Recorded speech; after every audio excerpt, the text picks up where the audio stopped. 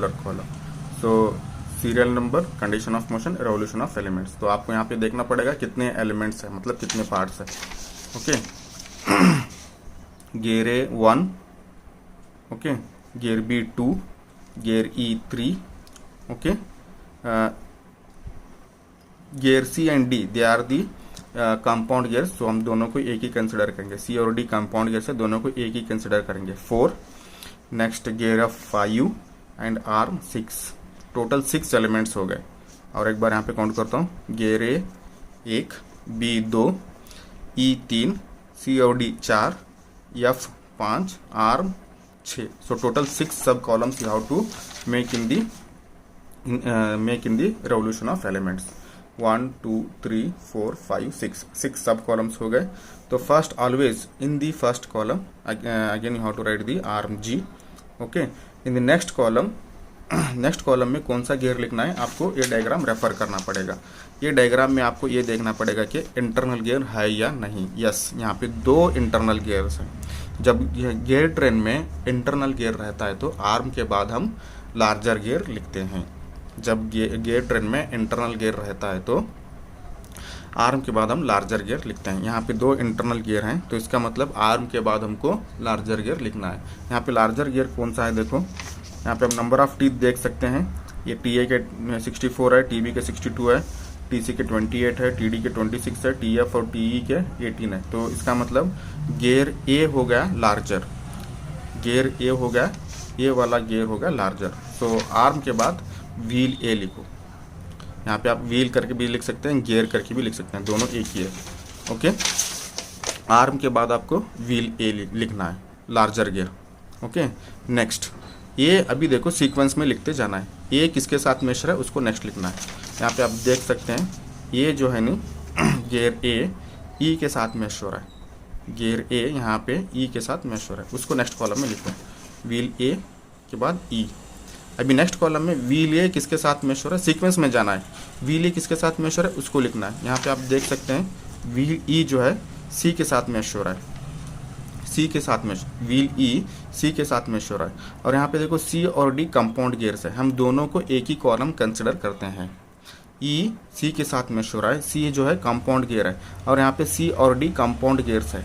ठीक है, हम कंपाउंड गियर्स को एक ही कॉलम कंसिडर करते हैं, तो इसलिए यहाँ पे देखो नेक्स्ट जो है व्हील सी और डी को दोनों एक ही कॉलम में लिखते हैं, दोनों को हम एक ही कॉलम में लिखते हैं। ठीक है, नेक्स्ट यहाँ पे देखो नेक्स्ट कंपाउंड गियर किसके साथ मेशर है उसको नेक्स्ट लिखना है। यहाँ पे देखो कंपाउंड गियर, यहाँ पे 2 कंपाउंड गियर्स है सी और डी। ठीक है, ये किसके साथ मेशर है उसको नेक्स्ट कॉलम में लिखना है। यहाँ पे आप देखो सी जो है ई के साथ मेश हो रहा है, सी जो है यहाँ पे 2 कंपाउंड गियर्स है, ये जो कंपाउंड गियर्स किसके साथ मैच हो रहा है उसको नेक्स्ट कॉलम में लिखना है। ओके, सी और डी कंपाउंड गियर्स है। यहाँ पे देखो सी किसके साथ मैच हो रहा है, ई के साथ मैच हो रहा है, तो इसको ऑलरेडी आप यहाँ पे कॉलम में लिख चुके हैं, तो इसका हो गया। नेक्स्ट कंपाउंड गियर देखो, नेक्स्ट कंपाउंड गियर जो है डी है, ये किसके साथ मैच हो रहा है उसको देखो। ये गियर डी जो है यहाँ पे देखो ये एफ के साथ मैच हो रहा है, गियर डी ये व्हील डी जो है नहीं एफ के साथ यहाँ पे मैच हो रहा है, ये एफ वाला है यहाँ पे मैच हो रहा है, तो डी एफ के साथ मैच हो रहा है, कंपाउंड गियर डी एफ के साथ मैच हो रहा है, तो व्हील ई नेक्स्ट कॉलम में लिखना है। यहाँ पे देखो व्हील ई नेक्स्ट कॉलम में लिखना है, और नेक्स्ट कॉलम में व्हील ई किसके साथ मैच हो रहा है उसको नेक्स्ट कॉलम में लिखना है। व्हील एफ किसके साथ मैच हो रहा है उसको नेक्स्ट कॉलम में लिखना है। यहाँ पे देखो व्हील एफ देखो कंपाउंड गियर डी के साथ भी मैच हो रहा है, और यहाँ पे गियर बी के साथ भी मैच हो रहा है। व्हील एफ डी के साथ भी मैच हो रहा है, एफ के बी के साथ भी मैच हो रहा है। यहाँ पे डी तो आप ऑलरेडी लिख चुके हैं, यहाँ पे प्रीवियस कॉलम में डी यहाँ पे लिख चुके हैं। ओके, डी का हो गया। ओके, अभी एफ नेक्स्ट किसके साथ मैच हो रहा है, बी के साथ मैच हो रहा है। यहाँ पे बी गियर को यहाँ पे नेक्स्ट कॉलम में लिखना है, एफ के बाद बी लिखना है, क्योंकि एफ जो है बी के साथ मैच हो रहा है। ठीक है, एफ जो है बी के साथ मैच हो रहा है, डी के साथ भी मैच हो रहा है, मगर आप डी ऑलरेडी यहाँ पे लिख चुके हैं। ठीक है, और एफ जो है बी के साथ मैच हो रहा है वो नेक्स्ट कॉलम में लिखना है। ठीक है, तो इतना आप कॉलम में लिख लिया। अभी नेक्स्ट देखो सेम कंडीशन, आर्म है, इसको आप फिक्स करना है। Arm G is fixed, okay. और आर्म के बाद जो गियर है उसको +1 रेवोल्यूशन मोशन देना है, सेम प्रोसीजर। एंड गियर ए यहाँ पे है, व्हील ए या गियर ए दोनों एक ही है। गियर ए मेक्स +1 रेवोल्यूशन, ये वाला है +1 revolution in counter clockwise. Gear A makes +1 revolution in counter clockwise. Arm को फिक्स करना है, मतलब स्पीड 0 देना है उसको। नेक्स्ट आर्म के बाद कौन सा गियर रहता है उसको आपको +1 रेवोल्यूशन मोशन देना है इन एंटी क्लॉकवाइज डायरेक्शन। सो ये कंडीशन के हिसाब से आपको ये फिल करते जाना है। ये कंडीशन के हिसाब से स्पीड का आर्म का स्पीड होगा 0। नेक्स्ट ये कंडीशन के हिसाब से व्हील ए का स्पीड होगा +1। नेक्स्ट व्हील ई का स्पीड कैसे लिखेंगे वो देखेंगे। यहाँ पे कंडीशन में तो व्हील ई का स्पीड कुछ नहीं दिया हुआ है, तो यहाँ पे हमको डायग्राम यूज करके यहाँ पे इसका स्पीड व्हील लिखना है, स्पीड ऑफ व्हील ई लिखना है। ठीक है, यहाँ पे देखो स्पीड ऑफ व्हील ई लिखने के लिए व्हील ई किसके साथ मैश हो रहा है उसको देखना पड़ेगा। ओके, यहाँ पे डायग्राम में हम व्हील ई किसके साथ मैश हो रहा है उसको देखेंगे। व्हील ई देखो यहाँ पे ए के साथ भी मैश हो रहा है, यहाँ पे ए के साथ भी मैश हो रहा है, और सी के साथ भी, कंपाउंड गियर सी के साथ भी मैश हो रहा है। यहाँ पे देखो व्हील ई ए के साथ भी मैश हो रहा है और कंपाउंड व्हील सी के साथ भी मैश हो रहा है। व्हील ई जो है नहीं ए के साथ भी मैश हो रहा है, कंपाउंड व्हील सी के साथ भी मैश हो रहा है। मगर स्पीड ऑफ व्हील ई लिखने के लिए प्रीवियस कॉलम में जो आप गियर लिखें उसके साथ मैश हो रहा है करके कंसिडर करके इसका स्पीड लिखना है।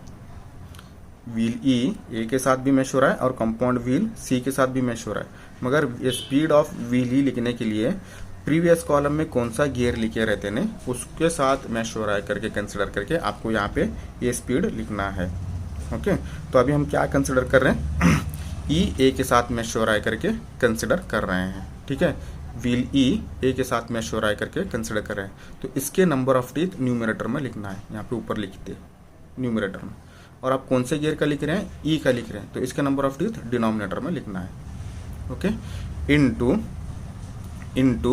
व्हील ई किसके साथ मैश हो रहा है, ए के साथ मैश हो रहा है, तो इसका मैग्नीट्यूड, ये मैग्नीट्यूड जो है ना यहाँ पे मल्टीप्लाई करना है। ओके, ये वाला मैग्नीट्यूड प्लस साइन छोड़ के यहाँ पे 1 मल्टीप्लाई करना है। मैग्नीट्यूड बोले तो ये साइन छोड़ के जो भी है वैल्यू है यहाँ पे मल्टीप्लाई करना है, ये होगा यहाँ पे इतना होगा।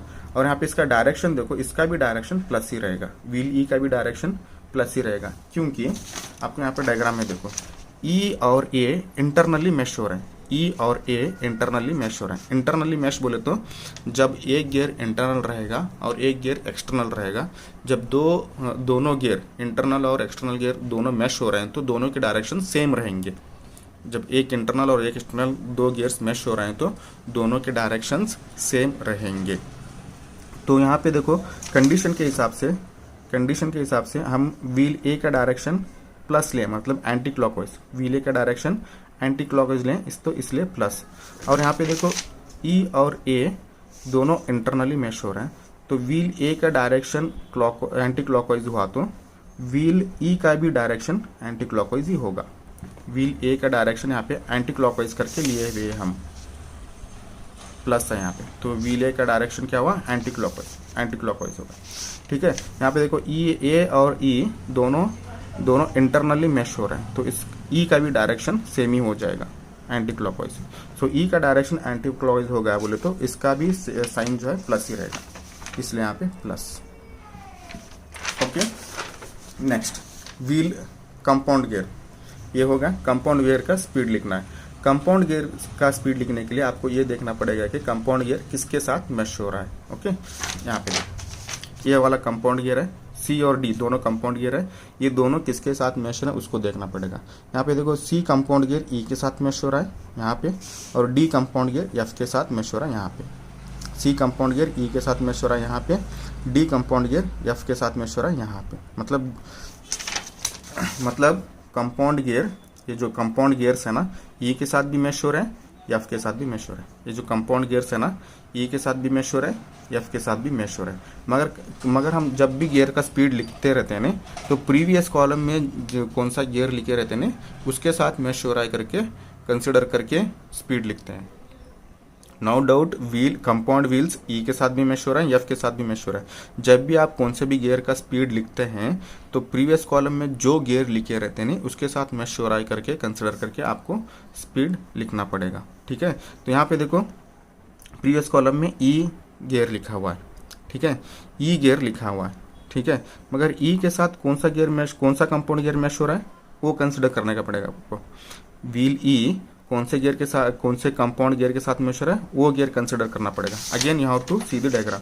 व्हील ई कौन से कंपाउंड गियर के साथ मैश हो रहा है, यहाँ पे देखो सी गियर के साथ मैश हो रहा है। व्हील ई सी कंपाउंड गियर के साथ मैश हो रहा है, तो इसका मतलब कंपाउंड गियर का स्पीड लिखने के लिए सी और ई मैश हो रहा है करके कंसिडर करके यहाँ पे स्पीड लिखना है। यहाँ पे देखो, देख सकते हैं आप, व्हील ई जो है नहीं कंपाउंड गियर सी के साथ मैश हो रहा है, तो इसलिए अभी क्या करते हैं हम, ई और सी मैश हो रहा है करके कंसिडर करके ये कंपाउंड गियर का स्पीड लिखते हैं। व्हील सी और ई दोनों मैश हो रहा है करके कंसिडर करके ये स्पीड हम लिखते हैं, ठीक है। व्हील सी ई के साथ मैश हो रहा है करके कंसिडर कर रहे हैं हमें अभी, तो number of teeth of wheel E इसको न्यूमरेटर में लिखो, इसके नंबर ऑफ टीथ यहाँ पे ऊपर लिखो न्यूमरेटर में। आप कौन से गियर का लिख रहे हैं, कंपाउंड गियर का लिख रहे हैं, मगर कंपाउंड गियर में ई के साथ कौन सा मैश हो रहा है, सी मैश हो रहा है। आप अभी हम स्पीड गियर कंपाउंड गियर का लिख रहे हैं, मगर कंपाउंड गियर में ई के साथ कौन सा मैश हो रहा है, सी मैश हो रहा है, तो इसके नंबर ऑफ टीथ ऑफ सी यहाँ पे डिनोमिनेटर में लिखना है, समझ रहे हैं। कंपाउंड व्हील यहाँ पे हम क्या कंसिडर किए हैं, सी ई के साथ मैश हो रहा है करके कंसिडर किए हैं, okay. Compound wheel C E के साथ मैश हो रहा है करके कंसिडर किए हैं, तो इसके नंबर ऑफ टीथ न्यूमरेटर में लिखना है ऊपर, ओके। यहाँ पे देखो, और कंपाउंड व्हील के नंबर ऑफ टीथ डिनोमिनेटर में लिखना है, मगर कौन सा, यहाँ पे कंपाउंड व्हील्स में दो है सी और डी, तो कौन से गियर के नंबर ऑफ टीथ लिखेंगे आप, ई के साथ कौन सा गियर मैश हो रहा है उसके नंबर ऑफ टीथ यहाँ पे डिनोमिनेटर में लिखना है। ई के साथ कौन सा कंपाउंड गियर मैश हो रहा है उसके नंबर ऑफ टीथ यहाँ पे डिनोमिनेटर में लिखना है, okay. Into wheel compound wheel C E के साथ मैश हो रहा है करके कंसिडर किए हम, तो इसका मैग्नीट्यूड यहाँ पे मल्टीप्लाई करना है 1 यहाँ पे। मैग्नीट्यूड मतलब ये प्लस साइन छोड़ के जो भी है TA/T/1 ये वाला है, यहाँ पे मल्टीप्लाई करना है पूरा, ओके। इतना करने के बाद यहाँ पे देखो माइनस साइन, ये कैसा है देखेंगे। यहाँ पे हम क्या कंसिडर किए, सी और ई मैश हो रहा है करके कंसिडर किए, ये लिखने के लिए सी और ई मैश हो रहा है करके कंसिडर किए, तो यहाँ पे डायरेक्शन देखने के लिए ये देखना पड़ेगा आप डायग्राम, सी और ई मैश हो रहा है करके कंसिडर किया है। यहाँ पे हम ऑलरेडी ई का डायरेक्शन जो है एंटी क्लॉकवाइज लिए हैं, ई का डायरेक्शन जो है एंटी क्लॉकवाइज लिए हैं, यहाँ पे आप देख सकते हैं प्लस, ओके। यहाँ पे देखो सी और ई दोनों एक्सटर्नल मैश हो रहे हैं, मतलब ये दोनों गियर्स हैं जो एक्सटर्नल गियर्स हैं। जब दो एक्सटर्नल गियर्स मैश हो रहे हैं तो दोनों के डायरेक्शन अपोजिट रहते हैं। When two gears are meshing externally, their direction must be opposite। यहाँ पे देखो E और C दोनों एक्सटर्नल गियर्स हैं, दोनों मैश यहाँ पे हो रहे हैं, और E का डायरेक्शन एंटी क्लॉकवाइज है बोले तो C का डायरेक्शन क्लॉकवाइज होगा, C का डायरेक्शन क्लॉकवाइज होगा। C का डायरेक्शन क्लॉकवाइज हो बोले तो इसका C का साइन होगा माइनस, तो C का ये जो C का कॉलम है तो यहाँ पे माइनस करके लिखना है, ठीक है। अभी यहाँ पे कुछ टर्म्स कैंसिल होते हैं तो आपको कैंसिल कर सकते हैं। यहाँ पे देखो TE आप इसको कैंसिल कर सकते हैं। बचा क्या, TA माइनस TA/TC/1 बचा क्या, यहाँ पे minus TA/TC/1 minus TA/TC/1, okay. Next wheel F का लिखना है। यहाँ पे ये कॉलम में स्पीड ऑफ व्हील एफ लिखना है, okay, speed of wheel F लिखना है। तो इसके लिए व्हील एफ किसके साथ मैच हो रहा है उसको देखना पड़ेगा। यहाँ पे देखो व्हील एफ जो है नहीं किसके साथ मैच हो रहा है उसको देखना पड़ेगा। व्हील एफ जो है नहीं कंपाउंड गियर डी के साथ मैच हो रहा है और व्हील बी के साथ मैच हो रहा है। ये वाला जो है नहीं व्हील बी है, ये व्हील एफ जो है नहीं डी कंपाउंड गियर डी के साथ भी मैच हो रहा है, व्हील बी के साथ भी मैच हो रहा है, ओके। यहाँ पे आप देख सकते हैं wheel F compound gear D के साथ भी मैच हो रहा है, बी के साथ भी मैच हो रहा है, ये वाला बी है। ये व्हील एफ जो है नहीं कंपाउंड गियर डी के साथ भी मैच हो रहा है, व्हील बी के साथ भी मैच हो रहा है। तो यहाँ पे हम इस व्हील एफ का स्पीड लिखने के लिए प्रीवियस कॉलम में जो गियर रहता नहीं उसके साथ मैच हो रहा है करके कंसिडर करके इसका स्पीड लिखते हैं। यहाँ पे हम ये गियर का स्पीड लिख रहे हैं ना व्हील एफ, तो ये इसके प्रीवियस कॉलम में जो गियर लिखा हुआ है यहाँ पे no doubt wheel F compound gear D के साथ भी मैच हो रहा है, बी के साथ भी मैच हो रहा है, मगर हम प्रीवियस कॉलम में जो गियर लिखे रहते हैं उसके साथ मैच हो रहा है करके कंसिडर करके इस ये गियर व्हील एफ का स्पीड लिखते हैं। यहाँ पे देखो व्हील एफ के प्रीवियस कॉलम में व्हील डी है, कंपाउंड गियर डी है, तो compound gear D, compound gear D के साथ मैच हो रहा है करके कंसिडर करते हैं। Wheel F compound gear D के साथ मैच हो रहा है करके कंसिडर करके ये वाला स्पीड लिखते हैं। ठीक है, हम यहाँ पे क्या कंसिडर किया, यहाँ पे व्हील एफ डी के साथ मैच हो रहा है करके कंसिडर किया। तो number of teeth of gear D numerator में लिखना है, गियर डी के नंबर ऑफ टीथ न्यूमरेटर में लिखना है। कौन से गियर का स्पीड लिख रहे हैं आप, एफ गियर का लिख रहे हैं, तो number of teeth of wheel F के टीथ डिनोमिनेटर में लिखना है, व्हील एफ के टीथ जो है ना डिनोमिनेटर में लिखना है। ओके, इनटू व्हील एफ किसके साथ मैच हो रहा है, डी के साथ मैच हो रहा है करके कंसिडर किया, और डी का कॉलम भी यही रहेगा, डी का कॉलम भी यही है। तो ये वाला मैग्नीट्यूड यहाँ पे मल्टीप्लाई करना है। ये वाला मैग्नीट्यूड बोले तो ये माइनस साइन छोड़ के जो भी है यहाँ पे मल्टीप्लाई करना है। सिंप्लीफाई करने के बाद आपको यहाँ पे minus T A by T C into 1 है, minus T A by T C into 1 है, ये वाला यहाँ पे मल्टीप्लाई किया। टी ए मैग्नीट्यूड बोले तो ये माइनस साइन छोड़ दो, T A by T C into 1, T A by T C into 1 यहाँ पे है, यहाँ पे लिखा नहीं है। Okay, T D by T F, T A by T C into 1।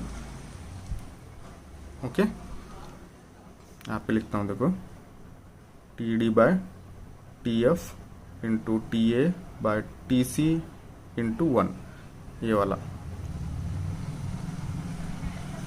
यहीं पे ऊपर वाला ही मैं यहाँ पे लिखा हूँ, मतलब इसका मैग्नीट्यूड जो है यहाँ पे मल्टीप्लाई किया, T A by T C into 1, यहाँ पे देखो T A by T C into 1, इसको यहाँ पे मल्टीप्लाई किया। नेक्स्ट व्हील बी का स्पीड लिखना है। व्हील बी का स्पीड लिखने के लिए व्हील बी किसके साथ मैच हो रहा है उसको देखना है। यहाँ पे देखो ये वाला व्हील बी है, व्हील बी जो है ना एफ के साथ मैच हो रहा है, व्हील बी एफ के साथ मैच हो रहा है, व्हील बी एफ के साथ मैच हो रहा है, व्हील बी एफ के साथ मैच हो रहा है बोले तो इसके नंबर ऑफ टीथ न्यूमरेटर में लिखना है, ऊपर टी एफ, यहाँ पे लिखता हूँ, देखो मैं और एक बार लिखता हूँ, T F. Wheel B F के साथ मैच हो रहा है करके कंसिडर किया आप, तो इसके number of teeth, wheel F के नंबर ऑफ टीथ ऊपर लिखो, टी एफ। कौन से व्हील के लिख रहे हैं आप, बी का लिख रहे हैं, तो इसका नंबर ऑफ टीथ डिनोमिनेटर में लिखो। नेक्स्ट इनटू व्हील बी किसके साथ मैच हो रहा है, एफ के साथ मैच हो रहा है, तो इसका मैग्नीट्यूड, व्हील एफ का मैग्नीट्यूड जो है ना यहाँ पे मल्टीप्लाई करना है। व्हील एफ का मैग्नीट्यूड जो है ना, व्हील एफ का जो मैग्नीट्यूड जो है ना, व्हील एफ का जो मैग्नीट्यूड है यहाँ पे प्लस या माइनस साइन छोड़ के वो मैग्नीट्यूड को है ना यहाँ पे मल्टीप्लाई करना। ये वाला मैग्नीट्यूड बोले तो T D by T F, T A by T C into 1, T D by T F into T A by T C into 1, into 1 छोड़ दो, इंटू 1 यहाँ पे है। ओके,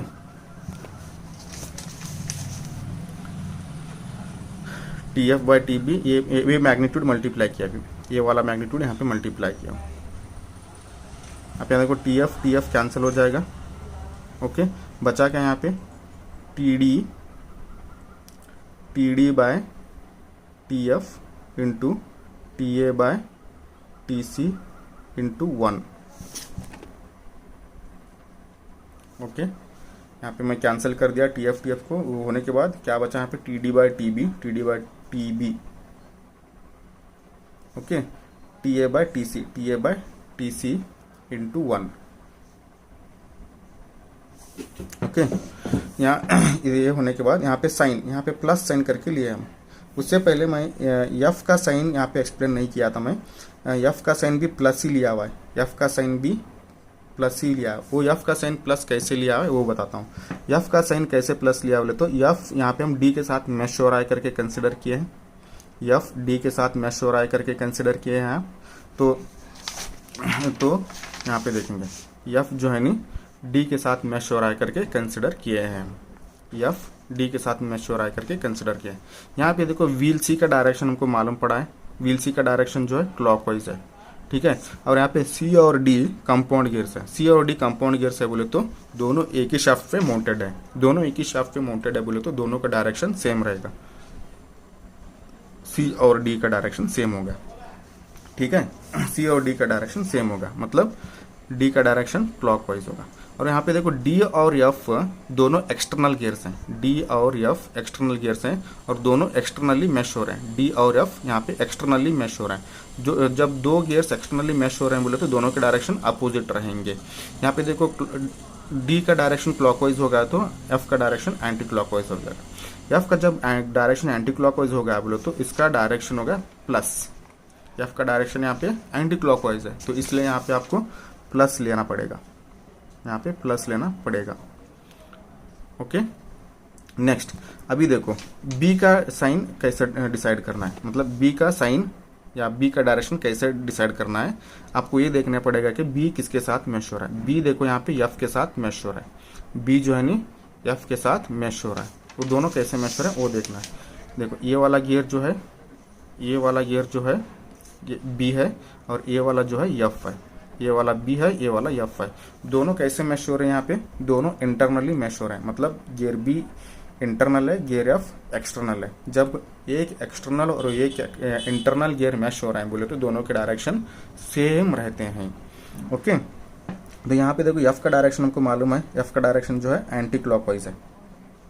और यहाँ पे देखो एफ और बी इंटरनली मैश हो रहे हैं, एफ का डायरेक्शन एंटी क्लॉकवाइज है बोले तो बी का डायरेक्शन भी एंटी क्लॉकवाइज ही हो जाएगा, बी का डायरेक्शन भी एंटी क्लॉकवाइज ही हो जाएगा।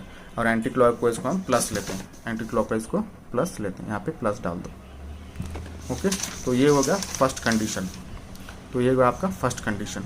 नेक्स्ट कंडीशन जो है as usual we did in the previous problems, यहाँ पे देखो जहाँ जहाँ पे 1 है वहाँ पे आपको प्लस एक्स से रिप्लेस करना है। ओके, 0 है 0, +1 है यहाँ पे, इसको प्लस एक्स लो। यहाँ पे देखो T A plus T A by T into 1 है, यहाँ पे plus T A by T into x, 1 के बदले में एक्स लिए, ठीक है। यहाँ पे देखो, यहाँ पे लिखा हूँ मैं this is equal to minus T A by T C, minus T A by T C into 1। Okay, तो यहाँ पे 1 के बदले में एक्स लेना है। ओके, यहाँ पे लिखा देखो minus T A by T C into 1 into X. Okay, similarly यहाँ पे देखो plus T D by T F into T A by T C, यहाँ पे plus plus T D by T F, T D by T F, T A by T C, T A by T C, यहाँ पे +1 है तो यहाँ पे x लिया हुआ है। ओके, नेक्स्ट ये वाला सेपरेट, ये एक्स वाला है ना, इसके लिए इसको मैं यहाँ पे अच्छे से लिखता हूँ। यहाँ पे देखो plus T D by T B, plus T D by T B into T A by T C, T A by T C into 1 ना, यहाँ पे एक्स लेता हूँ। यहाँ देखो T D by plus T D by T B plus T D by T B. Okay, next T A by T C, T A by T C, यहाँ पे into 1 है, यहाँ पे मैं इंटू एक्स लिया हूँ, इतना ही। जहाँ जहाँ पे 1 है आपको एक्स से रिप्लेस कर दो। ओके, नेक्स्ट जो है ऐड प्लस वाई मोशन, मतलब प्लस वाई सभी को ऐड करना है। ओके, नेक्स्ट टोटल मोशन, आपको second row third row add करना है। 0 + Y Y, this is N G, ये जो है एन जी आर्म जी का कॉलम है इसलिए एन जी। ये जो कॉलम है एन ए का कॉलम है, तो ये स्पीड ऑफ ए का है, तो N A is equal to this plus this, X plus Y N A is equal to X plus Y. Okay, next this plus this, यहाँ पे लिखा है X T A by T, यहाँ पे लिया हुआ है, दिस प्लस दिस यहाँ पे लिखा हुआ है। एंड ये कॉलम जो है स्पीड ऑफ ई का है तो इसलिए एन ई, ठीक है। नेक्स्ट दिस प्लस दिस यहाँ पे लिखा हुआ है, दिस प्लस दिस यहाँ पे लिखा हुआ है। ओके, ये जो कॉलम है कंपाउंड गियर का स्पीड रिप्रेजेंट करेगा, यहाँ पे देखो N C D. Okay, next this plus this यहाँ पे लिखा हुआ है। ओके, तो ये जो है ये जो कॉलम गियर एफ का स्पीड रिप्रेजेंट करेगा इसलिए N F. Okay, next N B, ये जो कॉलम ये नेक्स्ट जो है दिस प्लस दिस, नेक्स्ट जो है दिस प्लस दिस।